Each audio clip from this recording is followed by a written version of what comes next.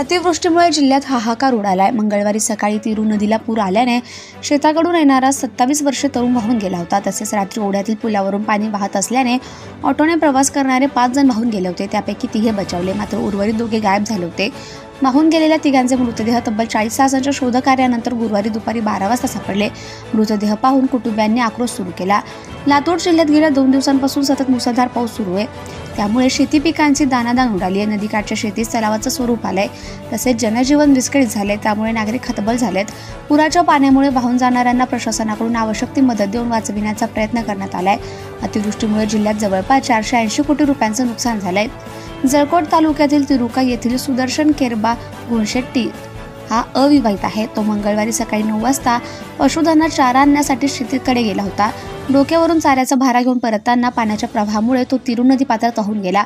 या घटनेची माहिती मिळताच त्याचा शोध घेण्यास सुरुवात झाली। अखेर गुरुवारी दुपारी 1 वाजता त्याचा मृतदेह 2 किलोमीटर अंतरावरील नदीपात्रात आढळून आला। त्याच्या पश्चात आई वडील, एक बहीण असा परिवार आहे। विशेषतः तो एकुलता एक होता। जळकोट तालुक्यातील पाटोदा खुर्द माळीपरगा मार्गावरून चालकासह 5 जण असलेला ऑटो मंगळवारी रात्री 8 वाजता जात होता। ओढ्यावरील पुलावरून पाणी वाहत असल्याने प्रवाशांसह हा ऑटो वाहून गेला। दरम्यान चालक संग्राम सोनकावळे, विठ्ठल कवळे, बंटी वाघमारे यांना वाचविण्यात यश आलं, मात्र वैभव पुंडलिक गायकवाड आणि शान उर्फ संगीता मुरहरी सूर्यवंशी हे वाहून गेले। गुरुवारी दुपारी 12 वाजता वैभव गायकवाड आणि संगीता सूर्यवंशी यांचा मृतदेह 1.5 किलोमीटर अंतरावरील डोंगरगाव साठवण तलाव परिसरात सापडला। वैभव गायकवाड याच्या पश्चात आई वडील, भाऊ असा परिवार आहे। सूर्यवंशी यांच्या पश्चात आई वडील असून त्या अविवाहित आहेत।